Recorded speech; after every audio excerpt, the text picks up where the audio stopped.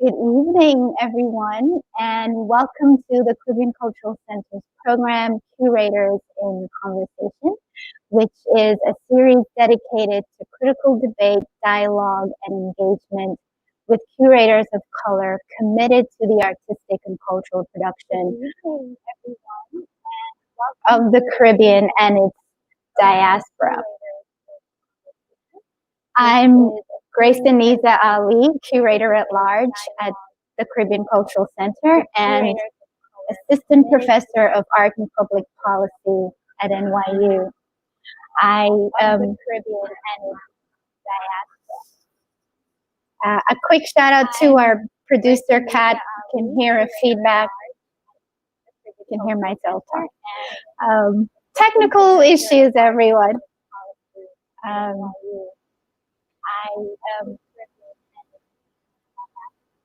I want to thank our producer, Kat, to hear a feedback. Technical issues, everyone. Okay, is this better, Kat? Sorry, everyone. Thank you. As I was saying, I'm Grace Aneiza Ali, Curator-at-Large at the Caribbean Cultural Center and an Assistant Professor of Art and Public Policy at NYU. First and foremost, as you see, there's a whole team behind me. I want to thank the incredible staff at the Caribbean Cultural Center always for their hard work in putting together this series and all of the incredible work that the Caribbean Cultural Center does, especially our producer behind the scenes, Kat Lazo. Thank you so much, Kat. And a special thank you to our executive director, Melody Capote, who always continues to find ways to support programs and initiatives like this one, like this series, for curators of color as part of the center's mission. So thank you to the incredible team at CCCADI. For this month's iteration of Curators in Conversation, I am just really thrilled to have these two curators with us, Natalie Willis and Jessica Womack, and just really happy to give them the space to talk to each other about the shared concerns and intersecting ideas in their curatorial practice. And some of those shared ideas and concerns include Black Caribbean femininity, visual cultures of African diasporic religions, and building more inclusive public programs to engage more diverse audiences, which is something that we all care about collectively as curators and curators of color. So let me introduce you to our two curators who will be in conversation this evening. First is Natalie Willis. Natalie, hi. Hi. Welcome. How's it going, y'all? Good. Natalie is born and raised in the Bahamas, where she is actually joining us from tonight. Thank you, Nat. Hey.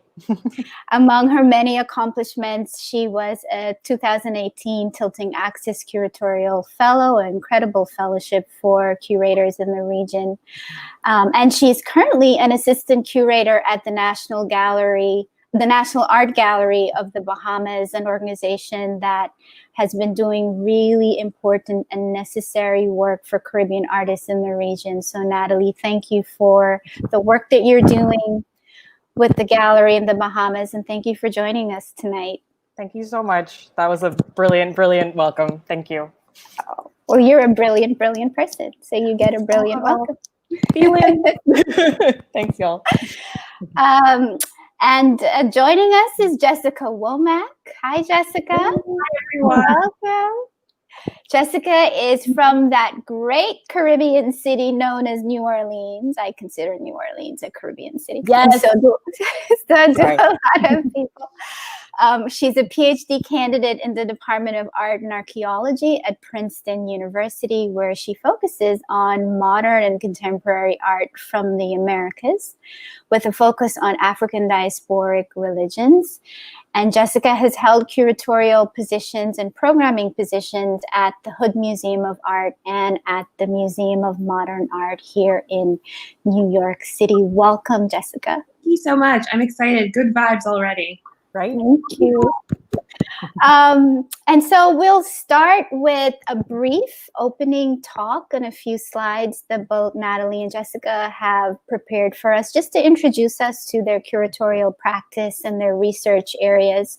And then the two of them will delve into a conversation with each other, literally curators in conversation. And to our audience joining us tonight, please do send us your questions and your comments. We can see them as they come in the chat, and we'll certainly address them as we go along in this evening. So I'm going to turn the show over to Natalie, and we'll hear from Natalie Willis about her practice. Thanks, y'all. Okay, so the wonderful wizard behind the curtain, I think, is going to help bring up an image for me. There we go. Thank you. So my title, I totally forgot because it's only happened this month, but my title is now changed to Associate Curator. So I feel like big woman now, just a little bit, you know. And I wanted to start with, thank you. That's thank awesome. You. Thanks, y'all.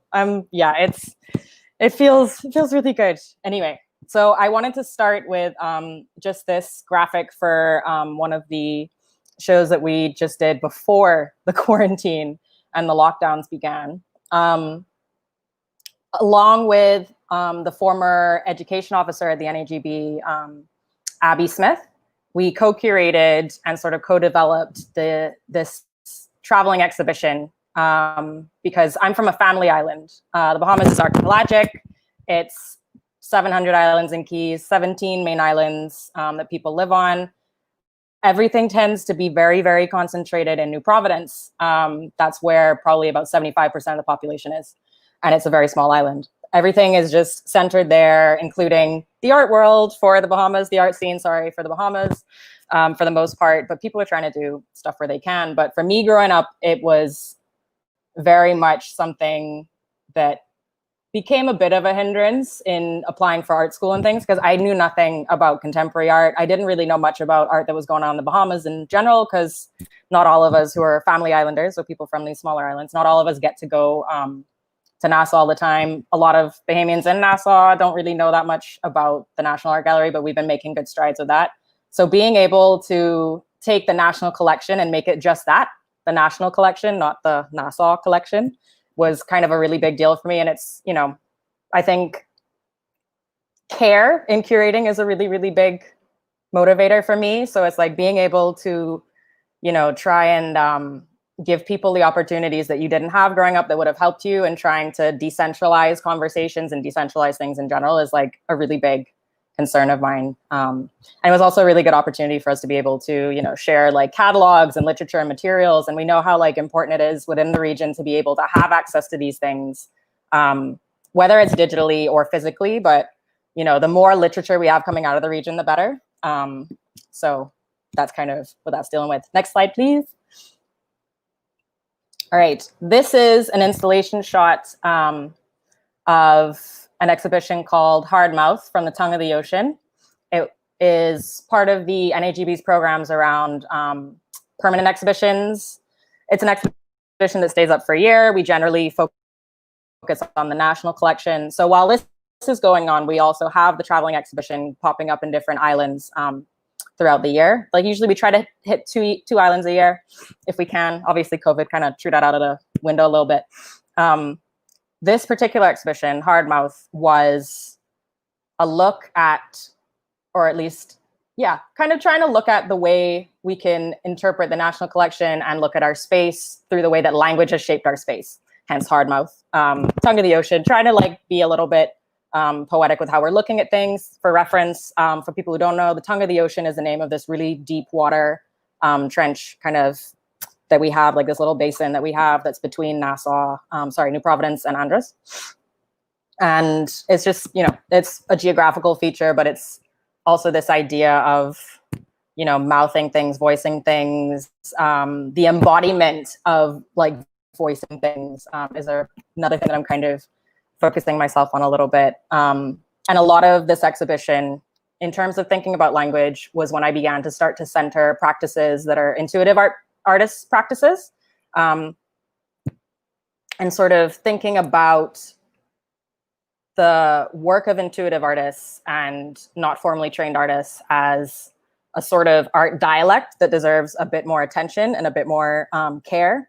And, you know, sort of trying to shift the conversation from parochializing it, you know, because even terms like folk art, right? Like it can be quite contentious because the practices are very much, you know, valid in and of themselves. Like how people represent themselves outside of being shaped by institutions is very important for understanding how people view their own cultural production. Next slide, please. Thank you. And this is from my fellowship in Austin, Texas with the UT at Austin Black Studies Department. The fellowship kind of culminated for me in part in this exhibition at the Black Studies Department. And I think we're gonna have some good conversations on this, Jessica, because I was focusing very heavily on trying to get a better understanding of like more pan-Caribbean, wider Black diaspora practices. But the lens that I started to look at things through was through like African spiritual retentions. So I think this is gonna be really cool. And as you can see in the top image, that sequined, beautiful, it looks like a tapestry. For people who don't know, these are Vodou flags. And the one on the top is made by Merlan Constant, who is a Haitian woman flag maker.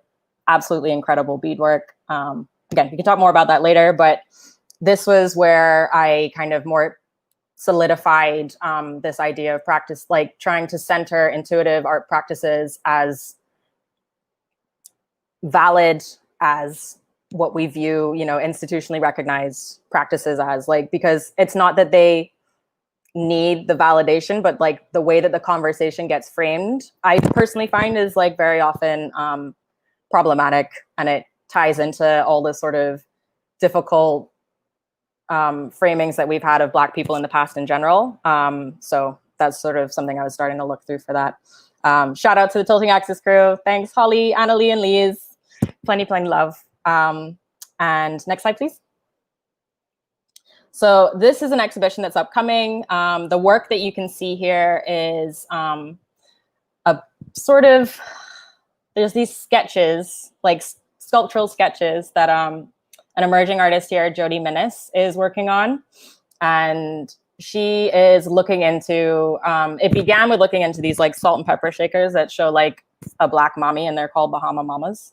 All those kind of problematics that you can imagine. But she's sort of taking them, reproducing them, reclaiming them, and she's making this sort of army of mamas that are, you know, kind of finding their own agency, and like she's really trying to dig into unpacking that imagery in a really cool way. And this exhibition is very much about sort of, in its own sense, this army of Black women who are reclaiming themselves and their Caribbeanness and identity. It's essentially a look at Black women artists of the Bahamas, but particularly those who have had to negotiate their identity by being part of the wider diaspora, like by traveling, by living abroad. And this idea of being a person who is marginalized within your home space and outside of your home space. Looking at the divine feminine, Black womanhood. And this will be the first time that we have a group show with Black women at the museum. And it feels silly to have to keep doing first, right? But, you know, I think a lot of that is kind of born out of the museum having to be a lot of things for a lot of different people. So again, this sort of idea of showing care, trying to pay things forward, being able to have the opportunity to make this happen is a really big deal for me. So this is going to be opening in April next year. Next slide, please. All right. And this is a digital exhibition. It's the museum's first made for digital exhibition. Our first online exhibition that we've had was this year as well, because, you know, the pandemic is forcing everybody to have to shift into modes that we probably should have been thinking a bit more about before, if we're being honest with ourselves, right? So the first online exhibition that we had was Refuge, which was an open call exhibition after Hurricane Dorian. Holly was our chief curator. Holly Bino was our chief curator for this exhibition, and she led the charge of this, and I was her assistant curator for it. And it's great that we have it online, but this particular exhibition, Medicine and Memory, is a look at public health in the Bahamas. And it's just, you know, a moment to try to be sensitive to the context that we're operating out of now, trying to think through ways to make online exhibitions functional and not just like, you know, look at this artwork, this is what this means, look at this thing, look at this, what this means, you know, like it less of a, because it can feel like a bit of an online show and tell, you know what I mean? Like sometimes, anyway, we're going to dig into that later, I'm sure. But this is basically a look at public health in the Bahamas, trying to highlight the ways that, you know, the history of public health here and the way that like post-colonial health inequalities and climate injustice affect and impact health here. I think it's just, you know, trying to offer people a bit of a mirror for looking at how we've dealt with similar situations in the past, pandemics and all this, through works in the National Collection and the collections of artists and private collections. So I think that's it for me. On to you, Jessica. Okay, good. Hi, everyone. Natalie, thank you so much. I've learned an immense amount from you in the past 10 minutes, and then, of course, over the past few weeks. So I'm really happy to be here for this conversation. Grace and to Kat behind the scenes, you know, thank you both so much. I am at a very different stage in my curatorial practice and career, shall we say. As a PhD candidate, I have not yet worked on any shows in the past few years, so I'm actually going to be talking about things I have done in a sort of more formative stage that have really shaped the ways that I approach my scholarship in my program and the ways that I, you know, approach what I hope to bring to curatorial spaces and communities and institutions. So as Grace mentioned, I'm a PhD candidate at Princeton in the Art and Archeology department, as well as the African American Studies department. And my dissertation is on Jamaican art after independence in 1962. Like Grace mentioned, I'm originally from New Orleans. And so I'm going to be talking about some past work experience that I've had. Like Grace mentioned, I have been really fortunate to have a variety of different experiences in programming departments, curatorial departments, as well as education departments. My first internship was my freshman year of college, and I was in an education department, and I happened to be working on an exhibition curatorially. So that was just, you know, the lines and boundaries that exist in museums often that sort of shape how projects come to be. I didn't necessarily experience that super early on, though I have, of course, seen how that does shape exhibitions, public programs, and things like that. So I will talk a little bit about my trajectory kind of later in college. Kat, would you mind putting up my first slide? Thank you. So as Grace mentioned, an interest of mine is Afro-diasporic religions. And it was something that I came to in a quite roundabout fashion, not through art history at all, actually. I took a religion course my sophomore year of college, an Afro-diasporic religions class that was really eye-opening to me, that, you know, really honestly just blew my mind and laid bare a lot of the narratives that are incredibly, incredibly false in the way that they have been fabricated and propagated through time. So our university museum, college museum, the Hood Museum, had a really wonderful collection of objects, including this Maria Magdalena Campos Pons. And so getting to understand iconography of Santeria and thinking about Yamaya and the sea and the colors and motherhood. These were really beautiful works that I was able to see and engage with. So this is sort of what led me on my path to wanting to work to understand the Caribbean. So my first exhibition was my senior year, and I worked on a show or an installation that looked at representations of female deities around the world, but specifically in the Americas. And this is a ritual jar for Zili Freda that was done by Andre Pierre that I included in that exhibition. So really probing, you know, how does syncretism work? Like these questions that often do come up in the study of Afro-diasporic religions, but then also making a key goal for me was to make sure that things were incredibly geographically, historically, and culturally specific. So my senior thesis was on Cuban art and Santeria iconography in the 20th century, and I was looking at works by artists like Manuel Mendive, Rufetta Lam, who I've included some examples of here, And again, thinking back to about iconography of Santeria and really having a deep engagement of what does it mean for artists to be engaging and visualizing the orishas or relationships with, the deities in various ways in certain historical moments and various different contexts. So that's, sort of how I got to working on this region, some questions that really came up for me and prompted me to think about pursuing a PhD. I knew I was not emotionally or intellectually mature enough to do it right after college.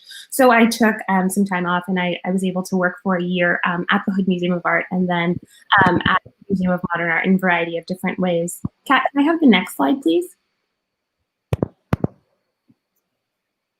Thank you. So at the Hood Museum for a year after graduation, I was able to work on this exhibition, Witness Art and Civil Rights in the 60s, which perhaps some of you may have seen. It was installed at the Brooklyn Museum first, and it was a traveling exhibition.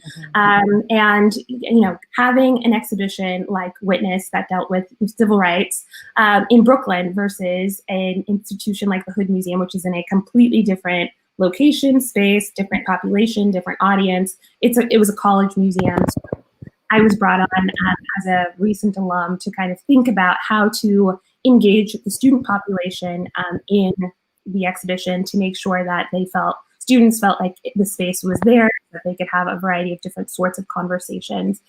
So my title was Curatorial Assistant, but I was doing a lot of programming too. I got to give gallery tours. This is 2 different occasions, but this apparently was my gallery tour shirt or blouse, whatever. So, it was definitely a really formative experience for me, thinking about how to have a conversation around works of art and make sure that people felt comfortable and engaged in the space, and that they felt ownership over the space. And I was immensely grateful to have an incredible mentor who worked with me there. And, I had tons of leeway. I envisioned a project. She was like, okay, yeah, we'll do what you need to do. So we worked on didactic materials, installation, the first audio guide tour that the institution had done, which what I wrote, but then was also recorded by students. So it was, the voices of the students, how to make the issues that the exhibition was interrogating and bringing up really, really relevant and voiced through students, because of course, issues, civil rights, racism, white supremacy, of course, are, incredibly, this was going on, of course.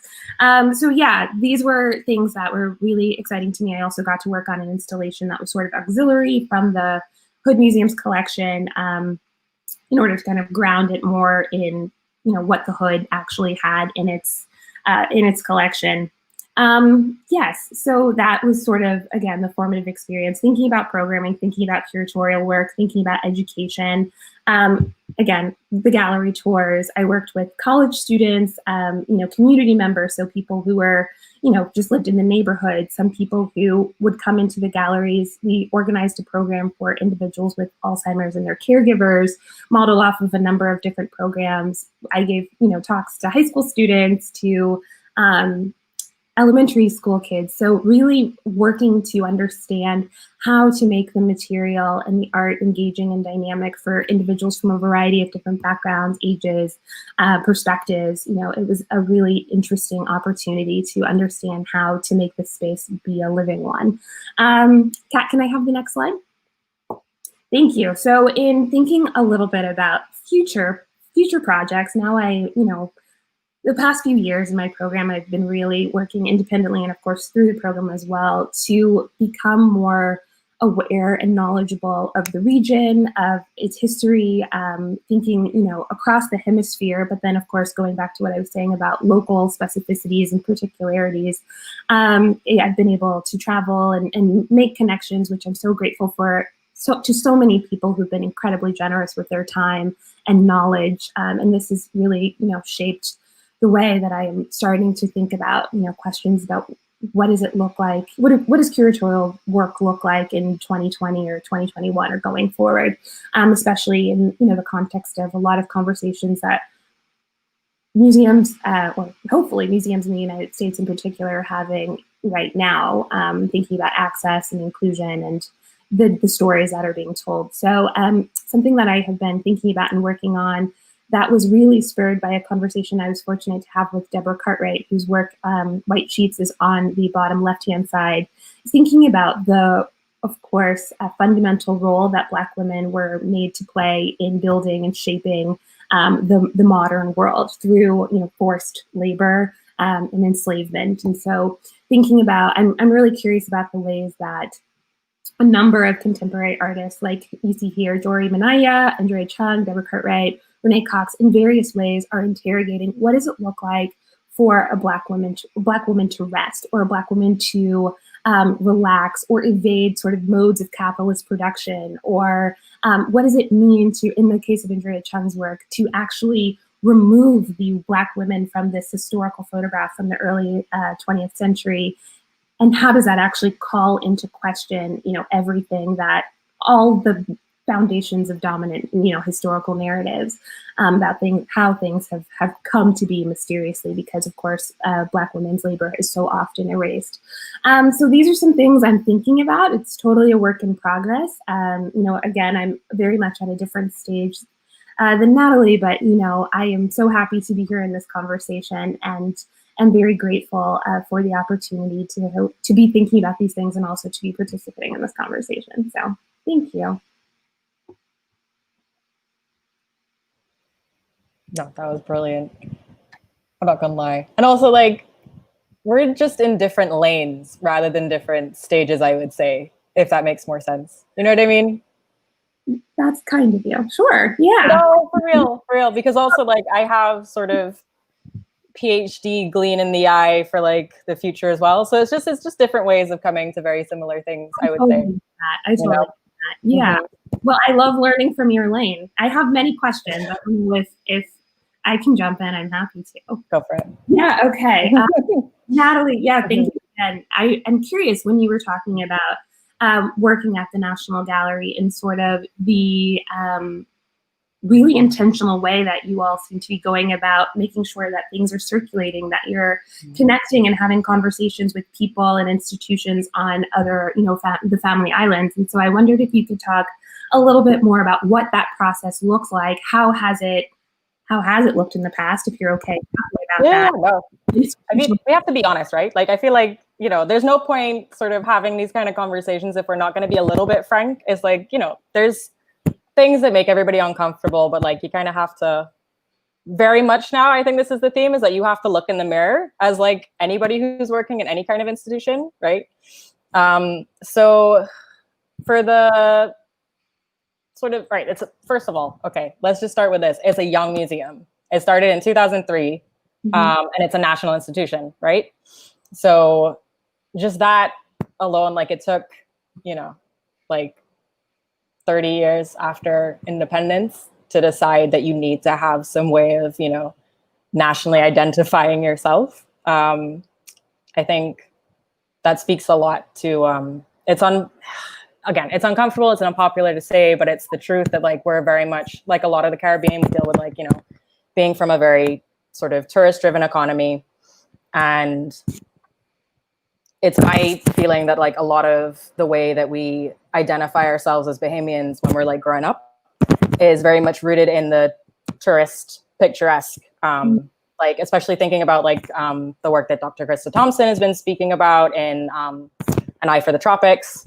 I also did a permanent exhibition based on that I was going to include, but I didn't. And now I'm kind of sad I didn't. But anyway, this is all kind of backdrop to the wider thing. So it's we if we're being honest with ourselves, we generally don't know ourselves outside of tourism, because that's the way that we've had a lot of information about ourselves fed into us. And being able to actually have a space for, being critical of cultural production has made, I think, a huge difference in the way that the wider public sees how people are working. It's not that people weren't trying to unpack this kind of stuff before. And all of this is the backdrop to the fact that everything is very centralized in Nassau, because the economy is very centralized in Nassau, in New Providence. And that's a tiny island. It's tiny. Anyway, and most of the population lives here. Everything is here. I moved here 5 years ago. It's my first time living here. I barely visited because I used to kind of be between either like Grand Bahama, or I'd be visiting family in the UK, or, you know, anything like that. But like I barely went to Nassau. So I think for the start of the institution, it was much more based on how do we begin to unpack our national identity outside of a tourist economy and a tourist-driven sense of self, because tourism is informed that like it shaped the place for like 200 years, and it's like we still have like the same model. I think the first stages for the museum was to try and just generally unpack that. And then I think as time's gone on and things have been a bit more solid and there's more of a understanding of like, you know, having an art community that's a bit more cohesive and can have like, you know, a couple spaces that could be centers. Now it's like, okay, so how do we serve our other populations better? Because we're kind of starting to get things a little bit more teased out on the ground in the capital, right? So there's been conversations with the museum in Nassau to try and like, you know, think about how do we get annexes of the NAGB in the family islands. That's starting to kind of unpack a little bit. And like I said, I think it's, there's also been, the museum's also supported projects where they've taken artists from Nassau to some of the family islands as well, which is a great like way to share and like, you know, share resources and stuff. And there's been a really big push as well for trying to encourage more support of and participation with artists from the family islands. So it's like the family islands is basically, it's supposed to be a family of islands in general because it is an archipelago, but often it's like, we think of the family islands as like the places that are outside of New Providence. That's contentious. I know my friend Tamika Galanis might fight me on that, but it's kind of like, it's how it feels. So it's like, now I think the groundwork was kind of starting to get laid for that. And now we're kind of a bit more able to push for trying to make things a bit more explicitly like we are a national institution, as in we serve the nation as a whole. And we're trying to, try and sort of tease that out a bit more and try to like be able to make that conversation more decentralized, I think. So speaking of tourism, the idea of leisure with like what you're looking at is really, really interesting for me. Cause like, I wouldn't have thought of Joyri's piece as something to associate with leisure as such, even though it's very clearly like, it totally references like, you know, art historical poses and like all that good stuff. But like, I would not have explicitly thought of it that way. So like, do you want to maybe just tell me a little bit about that? Because Black women need to rest, and I'm really interested in hearing about this. Right. And, you know, of course, I totally sort of elided a little bit of the complexities in how I'm thinking about this just for the, you know, time constraints and whatnot.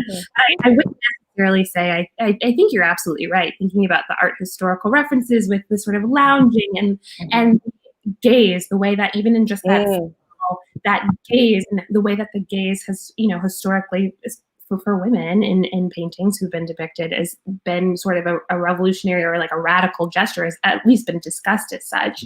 But I think actually the way that I was thinking about that piece sort of fitting within or prompting me to think about sort of resistance is actually the rejection of work. It's like a very much I'm not here for your gaze. I'm not here for labor. You know, that seems to me the sort of process that she was thinking through in the course of that work. So for people who haven't seen it, it's about 14 minutes, I believe. It's a video work. And the still that I grabbed from it is she's wearing an outfit that you might associate with someone who, you know, works in the home, that's paid to work in the home as, you know, domestic labor essentially. But the fact that, you know, through the course of that film, there's a conscious rejection of that. That's sort of what I'm thinking about. So it's a variety of different like modalities or approaches I think Black women artists are taking to highlight the dependence on Black women's labor in the Americas and the Caribbean, but then also, you know, in the context of Renee Cox's work, where it's very, very much like this sort of really beautiful rejection. Like, she's not thinking about work at all, I don't think. Like, in that, straight up chilling. She's just like, y'all can't get me to do nothing right now. But then also the fact that, you know, she is in that photograph, like lounging in a pool with a glass of Appleton rum, and then thinking about, of course, the loop back of how sugar, rum, the Sugar Islands, sugar extraction, rum production, and those sorts of things. So it's like, what does it mean to have a, you know, a Black woman subject in a photograph that is sort of like ostentatiously enjoying, you know, the cash crops, essentially, I guess, of colonialism and of like plantation production, sugar, and then also I think she's smoking a cigar, so thinking about sugar and tobacco. So I'm like getting chills because the work is just so beautiful and it's so powerful, and these are really, really powerful works of art. And so I think looking at them together, and I have a few of course, other ones that I didn't put in, but thinking about these themes and the way that Black women are engaging with labor and like pushing against expectations of labor, or pushing against or dealing with, you know, racial stereotypes or whatnot, sort of expectations, like you were talking about. What's it called in the Bahamas? The Black kind of mammy figure? I'm sorry. Yeah, it's a mommy. Mommy, Bahama mama, sorry. Bahama But mama. like, the Bahama mama thing is like, it's interesting because I don't think it often gets used solely as like this sort of reference to like the mommy figure. I think it's just like, there's like a weird sort of slippage in between that, because obviously everybody thinks of like the drink, right? Like, as gross as that is, but you know, we're apparently all here for consumption and have been since, you know, a certain amount 100 years ago. But it's just, there's something really interesting for me in the work that you're doing around looking at Black women in leisure and labor, because it's like mentioning stereotypes and racial stereotypes. Like, how is it that we as Black women are meant to be simultaneously the image of someone strong who can just keep going on and doing whatever, and then also lazy? It's like Schrodinger's Black woman. It's like, which one is it? Like, you know, like, Yeah, right. Yeah. I mean, and contradiction is interesting, and like how that might come up in certain works, like with Andreas Chung's work that you shared. That I think kind of begins to tease that out like quite explicitly for me. But absolutely, yeah, it's really fascinating. I mean, the fabrication of the narratives, and then of course, once laid bare to people who are willing to see the fabricated nature of it, because of course there are people who are protecting it to the nth degree, and like, you can't tell them anything, but it is incredibly fabricated. And to call it what it is, and to understand, of course, how iconography functions, how you know, framing of the photograph functions. You're talking about, you know, Krista Thompson's work, which is amazing, and thinking about the tourist photographs and postcards that end up traveling, and how, you know, there's a constructive of like the construction of the docile or productive like native, and that's the image of the Caribbean that ends up circulating, and how those, you know, legacies of you know, imaging are incredibly damaging, and have a really powerful legacy that is troubling and problematic, and we live with that today. Yeah, the photographs and the postcards, because we have a collection of them at the museum, and they were one of the things that I started like digging into when I first got here. And we've done some work here trying to figure out how to unpack that. A lot of that was done under Holly Bino. We have a new chief curator now as well, who's probably like tuning in. Hi, Daniela Fifi. But while Holly was with us, we had an exhibition that was explicitly kind of digging into these really, what is for me, like really difficult imagery to look at in the postcards and everything, and like the way that they're framed, the way that the narratives around Blackness are framed in them. So we had a show called Traversing the Picturesque that Holly curated, and it could feel like two ways, right? So at first, your gut reaction is just like, for a lot of Black folks anyway, your gut reaction is, why are we giving so much space to these images that feel disrespectful to us, right? But I think that in the history of the museum and like the fact that we're like, you know, kind of coming into, you know, spaces to be able to have these difficult conversations based on the work that people have been doing for the museum's history, right? Like people have been laying these foundations so that we could actually have these conversations. Because that's what the problem is, right? It's like whether or not you feel like you are in a space to be able to have that conversation with your audience. So at first, these images rightfully feel uncomfortable, contentious, if we're being honest, a little disgusting, you know?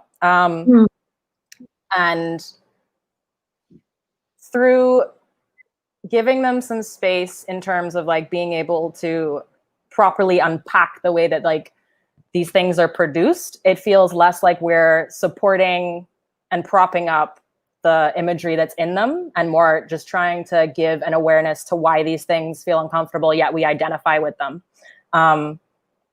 Which I think is really kind of important and valuable. And like this exhibition was, because the way the NAGB is set up is this big old colonial building, which is another contentious thing to deal with, but it's this big old colonial building. And on the one side of the upstairs where we have temporary exhibitions, we had the Traversing the Picturesque exhibition. And then on the other side, we had a show with the British Council.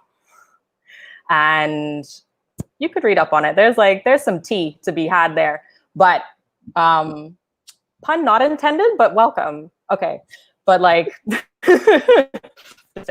so across the other way, we were dealing with this exhibition that was very explicitly dealing with images and like cultural production around slavery in the way that like Black folks and Caribbean folks in general, and even folks from the UK are looking at their histories around slavery and enslavement. So it's like there was, I think she did something really clever by being able to balance these two conversations at once, because there's a lot of people as well, like if we're being honest with ourselves as Bahamians, there's a lot of people who really love that old colonial imagery and they find it extremely quaint. And I know that you have probably very similar things in New Orleans with like a lot of the architecture. I don't know if you want to unpack a little bit. The United States as a whole. I mean, and to be quite honest, I haven't lived in New Orleans for about 10 years. So there is, you know, a sense of distance, but I do remember, you know, Confederate monuments coming down. And I think there is this narrative about nostalgia. You're talking about quaintness, and it's a deep anxiety for people. And that's, of course, troubling. Yeah. And yet it gets so like supported. Like, oh, another thing. So like, again, trying to tie in like this sort of this beautiful work that you're doing around like hidden labor and trying to like, you know, try to tease that out.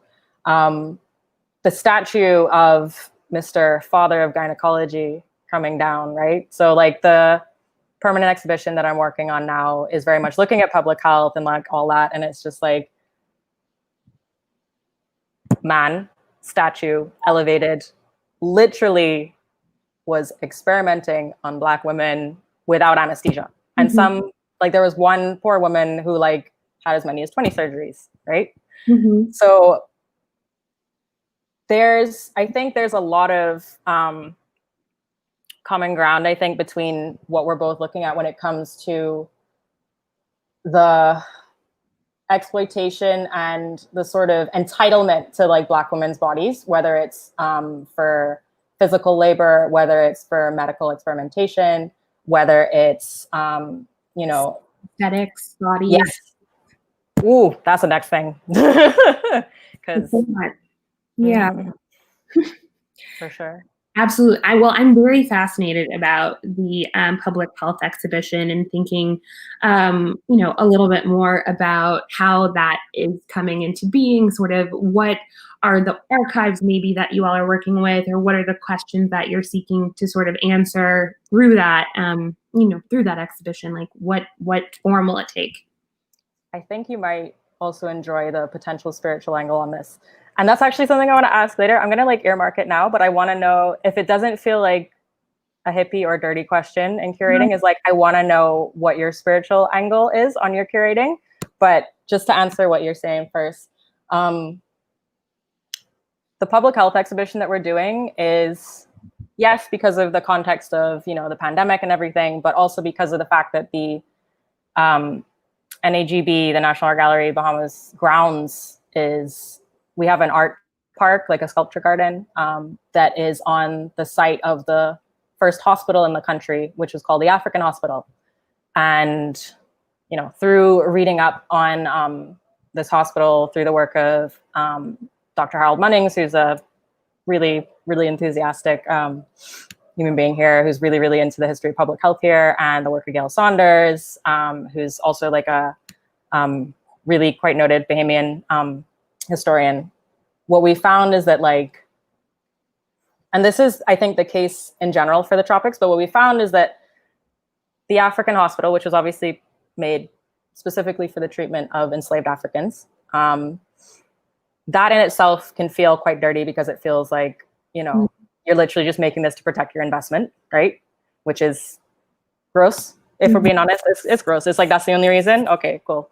But the Western and European doctors who were coming in did not, their training did not necessarily suit tropical climates. Hence, tropical medicine had to be developed, right, as an area of study. And a lot of that is very much rooted in slavery in the colonial era, and a lot of the work that was, you know, a lot of the medical work that was happening in the Caribbean around, you know, people trying to essentially, you know, protect their investment, keep slaves alive from the fact that they're being overworked and more susceptible to disease. And these doctors knew nothing about tropical diseases and how to, like, kind of manage that. So it's like, you have all these people who are like so trained and celebrated in their fields abroad, come across the Atlantic, or, you know, come down from the US, and it's like, oh, this don't work? You lie. Like, and so they had to, like, they were, I would say, probably like forced to have to reckon with these traditional sort of like bush medicine and more holistic views of medicine and healing that enslaved Africans had. And particularly for our context, there's also, I think, some views that, like, the enslaved Africans here had a sort of exchange with indigenous people to kind of, you know, exchange, not because most of our indigenous people were, you know, genocide. But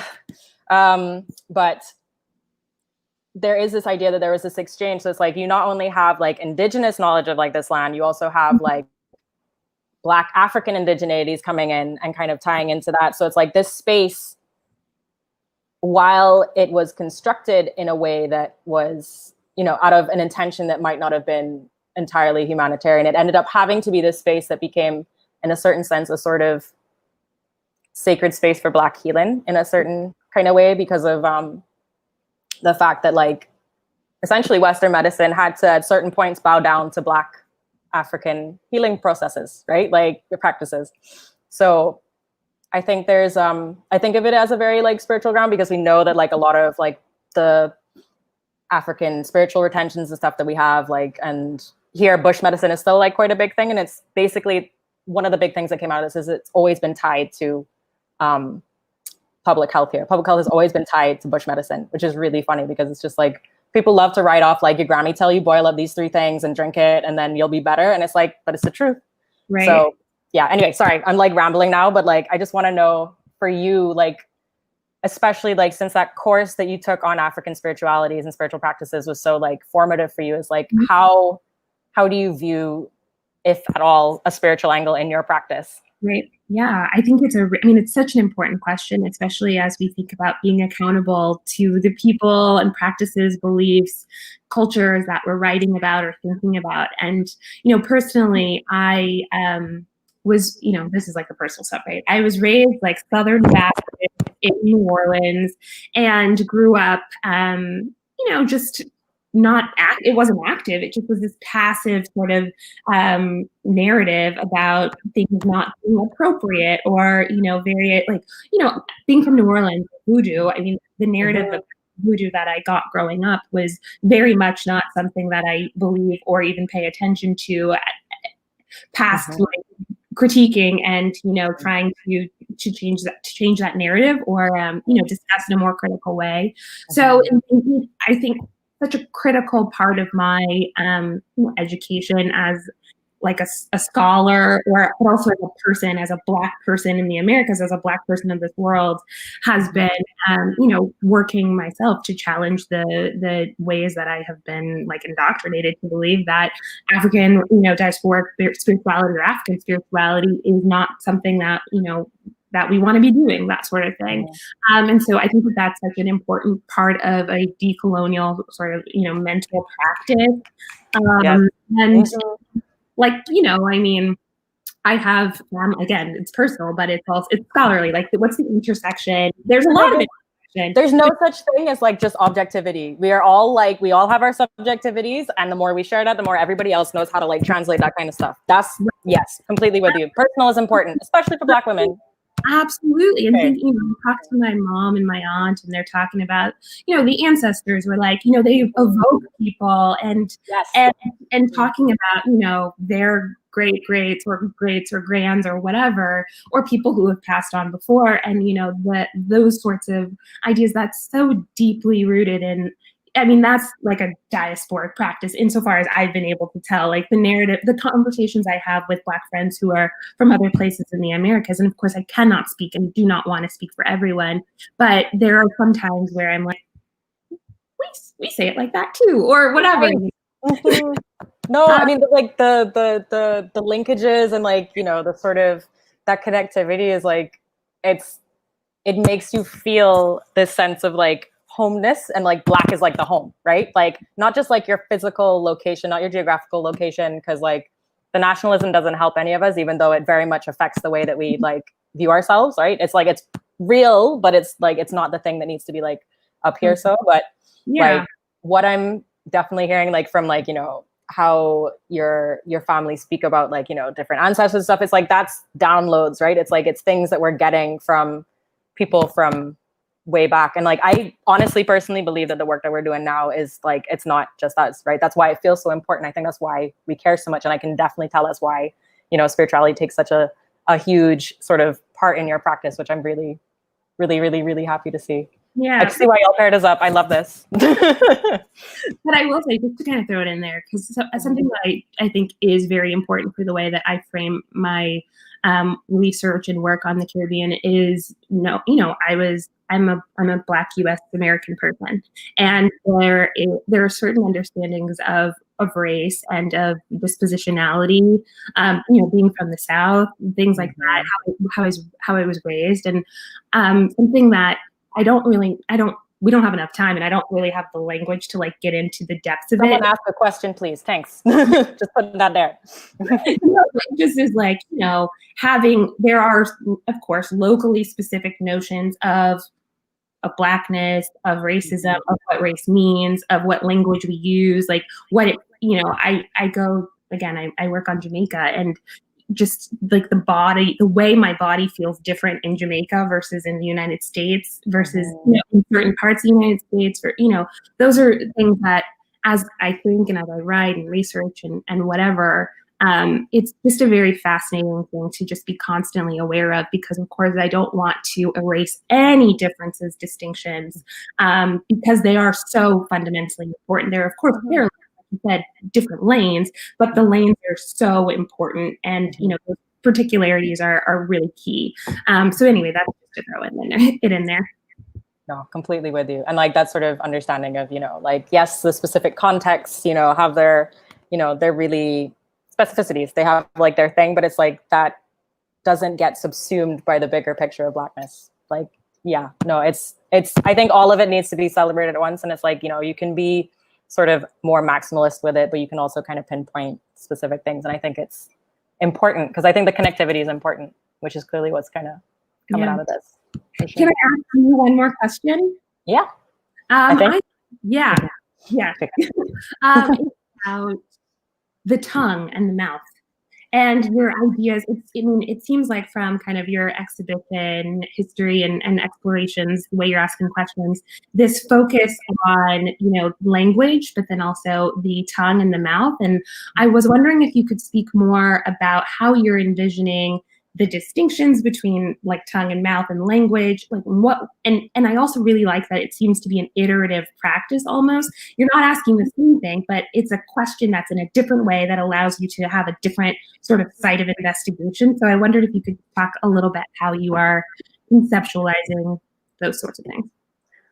Awesome. Okay, so it's like this is something I've kind of been really excited about, and I think it's probably important to just start from like where this began for me. So it started with a piece of work in that same British Council exhibition, a piece of work by Anina Major, who lives and works in the US, but is very, very much Bahamian.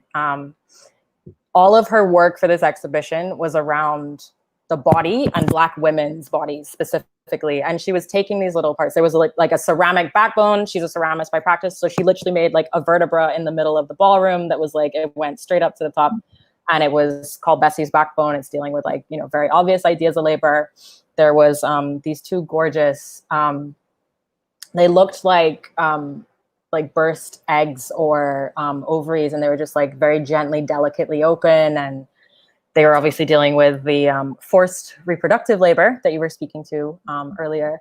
And then there was this last piece that was these glass teeth cast from coconut shells. So it's like this idea of like, you know, displacement and the sort of the pain and beauty of that for being Caribbean people. And like Grace, I think, mentioned earlier, I do think of New Orleans as like part of the Caribbean. I think the American South in general is like, it's kind of like, where does Caribbean start and where does, you know, American South begin? Because like the Bahamas, technically, geographically, people like to say that it's not part of the Caribbean, but it's like, it very clearly is. It's like cultural geography is a thing. It is part of it.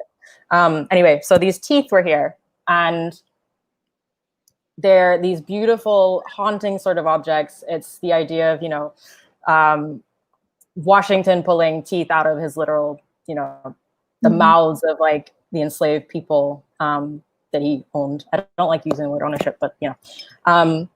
But also there was a recent study that had come out, some work that had been done, a human jawbone from a Taino woman, so an indigenous woman in the Bahamas, was found in a cave here. And it was the first time they were able to get a full human genome for a Taino woman for like our area. And what they found when they tested this DNA against people in other Caribbean islands, not necessarily Bahamas, they tested in other Caribbean islands, is that like that DNA is still very much there in a lot of Caribbean people. So this indigeneity is like literally rooted in us. And like how you were discussing this idea of feeling your body feels different when you're in Jamaica versus in the US is like, this is sort of the thing that I feel like I'm getting to with the mouth. I feel like you can, you know, voice yourself into being. I feel like voicing yourself is a really important way of becoming as Black people, as Caribbean people, as women, but then also like your physical body knows, and like your teeth can hold that knowledge. You know what I mean? It's like, there's part of you that holds that understanding that you are of this place and you know this place, even if you can't articulate it. You know what I mean? And there's something really devastating, but sort of also oddly hopeful about it. It's like the language is there, you just can't say it. You know what I mean? It's like, it's in there. You know it. You just can't articulate it, but you know it. And I think that's really important. And I think that is very much a part of like the Black experience on this side of the Atlantic and the Caribbean experience for sure. So. Thank you. I'm sorry to interrupt. No, it's okay. I feel like I ramble too much. I'm so sorry, Jessica. You all deserve at least 2 more hours of conversation with each other. That was really incredible. I wanted to just circle back to the Marion Sims statue. That you may already know this, Jessica and Natalie, but that statue tore apart the East Harlem community, and CCCADI, the Caribbean Cultural Center, that's their backyard. And it was East Harlem residents that rallied and revolted against that statue and rallied for the removal of it, and also were instrumental in making sure that the artist that replaced that statue was a Black woman. Yes. And that's Vinnie Bagwell. So Vinnie Bagwell's installation will replace Marion Sims's monument in 2021. It's slated for 2021. And so this is in the Caribbean Cultural Center's backyard, as you all know. It's in East Harlem.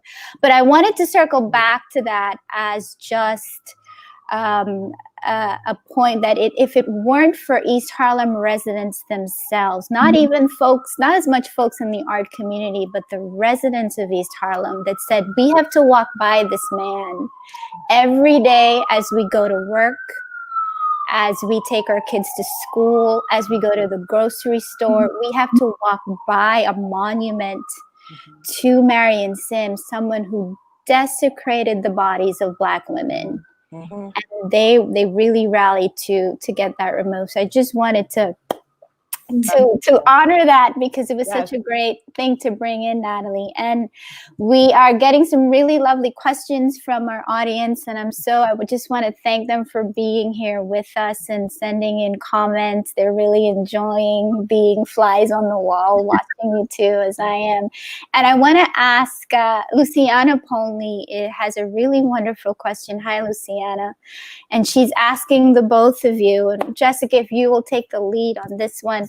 How might nostalgia versus historic trauma be better understood through the work you all are presently engaged with? I know I should have given you a moment to think about it, but thank you for that question, Luciana.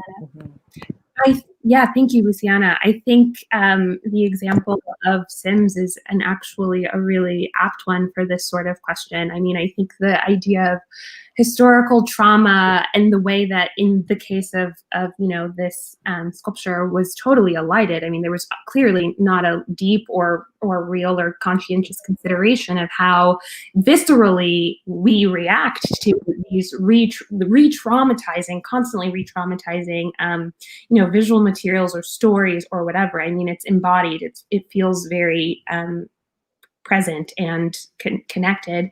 But I think what's really interesting about Luciana's question is, I think in my way of thinking about it, there is the idea of, and I don't want to make it so either or, but what is, perhaps the historical trauma of Black people seems to be the nostalgia of not Black, or specifically white people.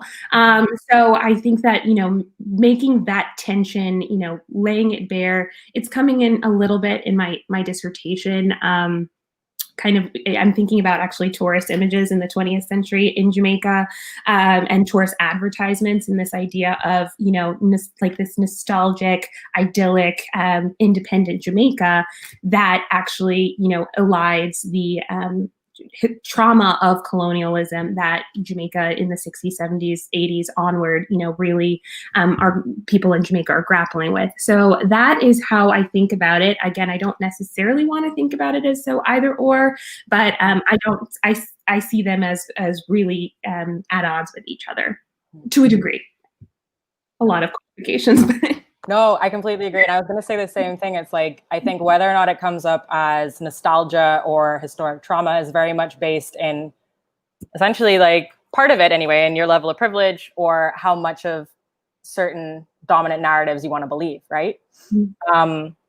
And I mean, the thing is like a lot of this kind of stuff comes up in, as Jessica would have seen in like a lot of the work in the Caribbean, that we have these images of what are essentially oftentimes Black people doing without, and it's seen as nostalgic and cute and quaint. And it's like, this is historically traumatic stuff. This is, things that we've had to struggle through and that some people are still struggling through. So like, there's an image that I'm using in the public health exhibition that I'm doing now. And it's these 5 children at a water pump in a densely populated community. This image was from like 30 years ago. And the water pump is there because obviously they don't have running water in their homes, right? Those water pumps were put there in the first place, as I recently found out. They were put there in the first place. Shout out to Katrina, thank you for that. They were put there in the first place because of a pandemic back in the early 1900s, I think. So like, obviously we know like the history of plumbing, it's like very much tied to public health and whether or not people are gonna live or die. So this already as an image is like really difficult to look at knowing that, because it's just like, oh, look how cute they are when they don't have nothing. And it's like, actually, this also came out of the fact that hundreds of people died years ago. People are still dealing with not having running water in their home. Like, and there's other artworks that are still showing the same image that are much more contemporary pieces, because like people still don't have running water, but people will see images, photographs taken by, you know, sometimes outsider views, but sometimes, you know, by people who are very much part of the Bahamas. Mm-hmm. And I think there's, like you said, there's a lot of contention around it, because sometimes we internalize that. You know what I mean? Like sometimes we, as Black people who are dealing with this often, I think we either take that on because maybe for some people it's too hard to actually acknowledge how upsetting and traumatizing it is, and you want to find the beauty in things, and it's just like, it's perhaps sometimes misplaced for us. But anyway, sorry. I don't know. I don't know exactly how to unpack that fully. I think it very much depends on your experience, how you view yourself in terms of viewing work that deals with these things. Like, you know, I think what we forget is like people do have to bring a lot of themselves to something that they're viewing, you know? So it's just depends on the person. It's like wider narratives are needed for that, I think, to kind of open that up, like wider understandings in a lot of ways. Also some empathy. We'd love some empathy in life, you know? I think we need more of that in general. You know, it's free. I want to quickly share with you all a lovely comment from Georgia Dearden, and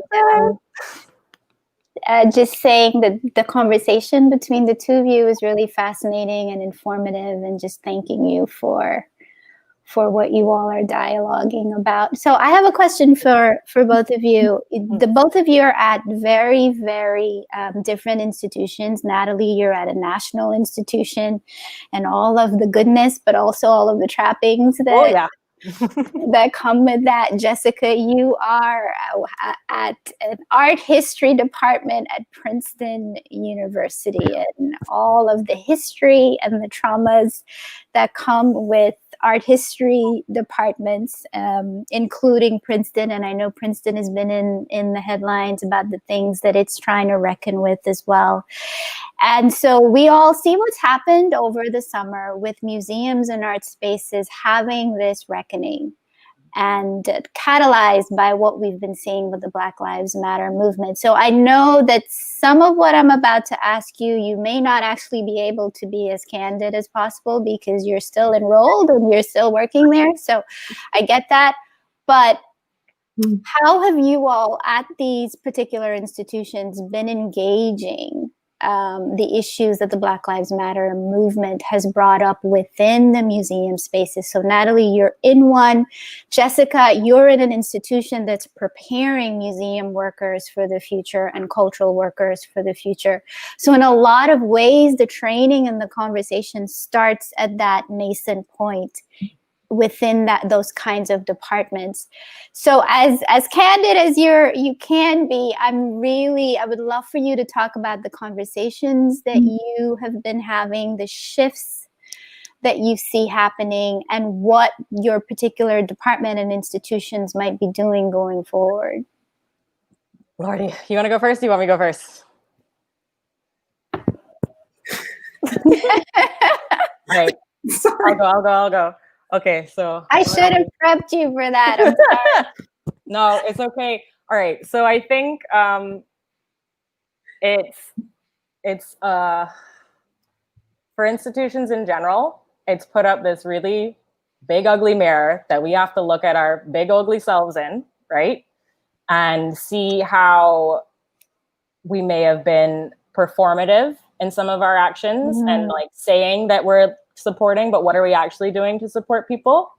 There's been conversations around, because obviously it's also tied into like the pandemic and everything else. It's like there's been conversations around like how do we better support our community when they're currently struggling with survival, right? Because that's part of the overall theme, right? Is like, how do you as a museum find a way to be, people like to use the word relevant. I'd rather think of it as like, how can you be useful? Because like relevant, like anything could be relevant in a moment, right? It's like, how can you be useful and of use to people? And I mean, I think the pandemic has made things hard for people to do work. I don't think it's an excuse for us not to. I don't think we personally have done enough. And I think most people at our institution would say that we haven't done enough to try and show support for the movement. I think, again, because it's that mirror, there's also like this sort of contention of people having to reckon with the privilege that they have themselves that they might not want to see because it's uncomfortable, right? But being able to choose to be uncomfortable is a privilege in itself. So I think that there's, what I've seen anyway, is that like a lot of the members of staff, because we were also dealing with like staff changeovers and like all this other stuff, changes in leadership and things and trying to adjust. I think it's been not great timing for trying to bring out programming around this that's explicitly dedicated to this. I know that the education team, I worked on something with our community outreach officer, Zaria. They tried to do a digital summer camp. We specifically tried to like, center a couple lessons for kids and stuff that were around protest and things, but it's like, nothing feels like it's enough. And I think what I've seen is that like where we maybe don't feel, whether it's because of weird colonial trappings or anything else, maybe where we don't feel as comfortable to be able to tackle that within the museum, I've seen people who are part of the museum working on projects silently themselves outside of it, because you should have a personal practice as well. But yeah, I think that there's a lot that we get right as an institution. I think that maybe because of trying to deal with all these things happening at once, that was the difficulty. But I think if they don't hate me too much for saying, I think we dropped the ball on that one, to be honest. And I think it's important to say it. I think we can't keep talking about, transparency and accountability if we don't actually hold ourselves accountable. So yeah, sorry, fam, but it's the truth. Accountability and transparency is super important. I mean, Grace, to your point, I'm of course at a very different sort of place, in a different sort of positionality, I guess, within that place. But I have to, to first, there's so much to say. I'm sorry, before I couldn't really fix my face about it. But like, I think that first and foremost, I have been really galvanized and impressed and I feel a sense of comfort. I mean, I'm not gonna, give people too much credit because it's been like many years and, why are we still having this conversation? But I will say I have a lot of really great graduate colleagues who are, we're all working collectively to hold ourselves accountable, hold each other accountable. There's a level of transparency within our graduate community that I think is really, really wonderful. And, there's messy times and there's times where it's hurtful personally, to be quite honest. But I also do know that I feel very confident that people are trying. Now, that being said, I'm not trying to like give people kudos for trying, but I do feel safe to a degree within the space of my department because of my colleagues. I think thinking about Princeton, writ large, Natalie, you were talking a colonial institution. I mean, my goodness, the narrative predating, the founding of this country, and then the way that, it's just very messy these days, and especially this like recent Department of Education like investigation into races or Princeton's admitted racist past. Yeah. The ways that these narratives and not being clear, but it's circulating and there's a lot going on. And I feel very happy to have a little bit of literal geographical distance at this point because it's just a lot. And I think as we're thinking about labor, Black women's labor, I mean, there are not many people of color, specifically Black people, who are, in thinking about art history, it's been made to be an incredibly white field through the past 150 plus years. So in thinking about, people in my department or just art history kind of writ large, I'm trying to just make my own boundaries. Speaking personally, I'm trying to make own boundaries, not take in too much labor, and thinking just about the context of institutions, and this is across the board. What do institutions do? How are they, do they serve us? Do they not? Can they even serve us? Those are tricky questions. I'm not going to put my faith in any sort of institution to recognize my full humanity. And that's just, I don't know if that's too dark to say, but, it's the truth. Mm-hmm. So that's my perspective. Mm-hmm. I know that was a question that I didn't prep you all for, so thank you for, and there are a lot of political things there about asking that, so I thank you both for being so transparent and answering it on the spot. I really, really do. One of the things that struck me about reading about both of your practices was your returning to the root of the word curare, which is the Latin word curare, which means to care. So the very essence of the role of a curator is to care. And Natalie, you wrote this beautiful question, what is curating without care? And Jessica, you bring up care when you talk about your work and those lovely photos you showed us of working with audiences and engaging with audiences that come into the space. So to follow up on the last question, how do you take all of that to bear and this returning to the root of curating, which is to care? How do we now curate in a time of crisis? So in other words, how do we now show that care in a time of multiple simultaneous crises that shows no sort of end in sight, right? Because these aren't temporary things. Black Lives Matter movement, the pandemic, these aren't temporary things. The environmental catastrophes that the Caribbean is seeing daily, right? So this is, if there ever was any such thing as a norm, but this is the new norm, right? So how do we think about our field and our work and our urgency to care in this new moment? Boy, do you want to go or do you want me to go? I mean, I can. I think, yeah, Natalie, I really liked reading and hearing about your practice specifically because of the way that you articulated this care and this deep commitment to care. And I think, Grace, to your point about, there's all this language about the new normal, and that is not something that I'm saying or, I believe in. I mean, I think the sort of cyclicality or continuity, I mean, it's very, very transparent. This is the culmination of a lot of various different things that have to do with, of course, colonialism, white supremacy, the hetero-capitalist patriarchy, it's accruing.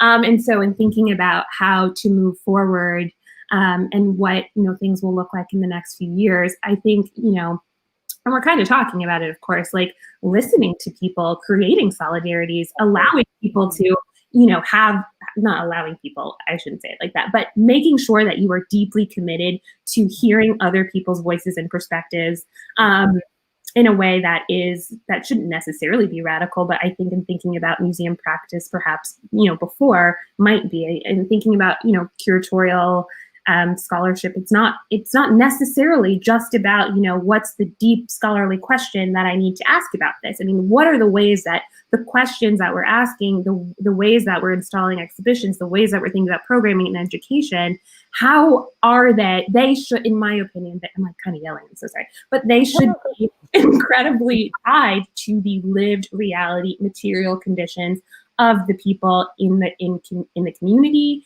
in broader communities. So thinking about like networking, solidarity building, challenging the narratives, and I think also owning up to the ways that museums and museum staffs in the history of institutions have played a role in maintaining the dominant narratives and propagating them.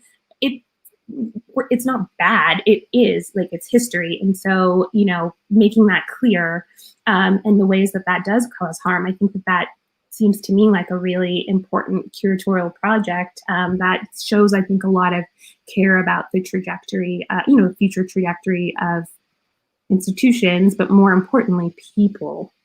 Mm-hmm.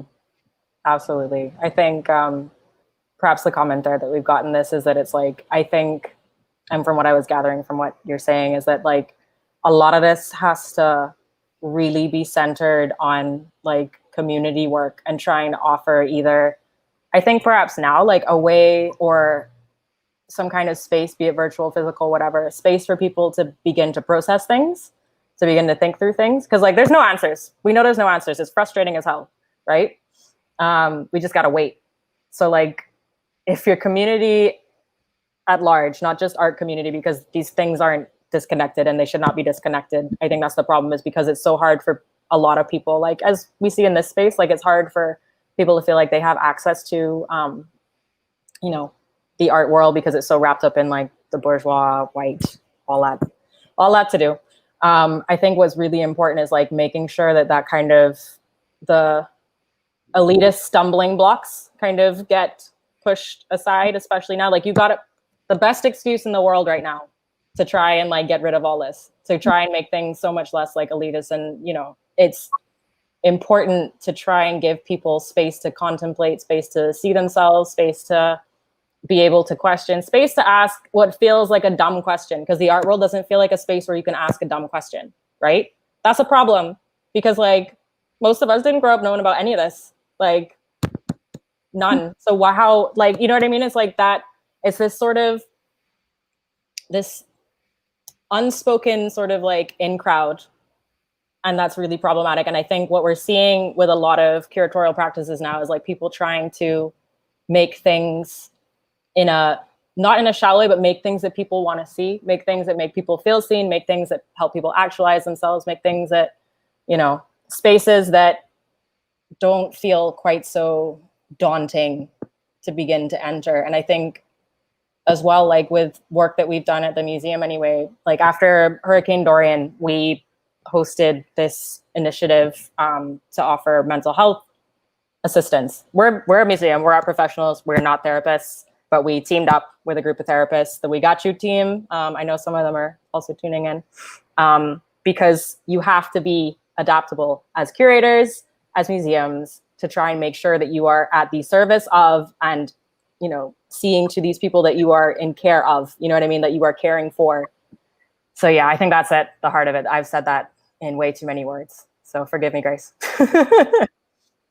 No, it's okay. And I want you to know that the gallery is showing up strong on comments. So they're applauding the work of the art gallery in the Bahamas. So you all are doing really good work there.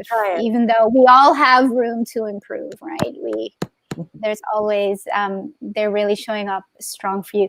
In our last 4 minutes that we have left, I wanted to give you all closing thoughts or anything you'd like to say to each other, or just your final thought before we say goodnight to our audience and to each other.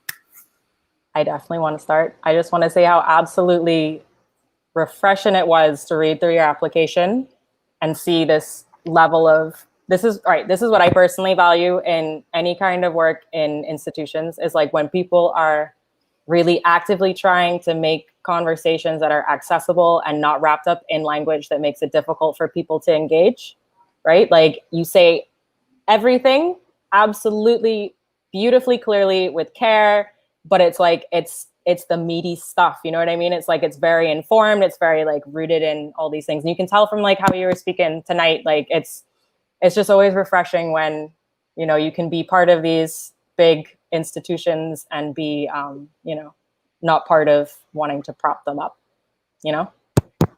So thank you. Yeah. Oh, that's so nice. It's the truth. It's the truth. Do not prop them up. No. But yeah, I think to speak about propping up, I think, again, thank you so much, Natalie. Speaking of who we prop up, it's very clear from, your practice, your language, your commitment, the way you write as well, that you are working to prop up and think about and assist and, you know, create space and help other people make sure that they can also create space. And like you said, I mean, at the beginning of this conversation, what I think, and I think that that guides me too in a lot of different ways, what we didn't have, it's really about creating a space and the resources so people don't have to work so hard. Because, and it's not gatekeeping. I have no gate. There's no gate. Thank you. Like, you know, thank you.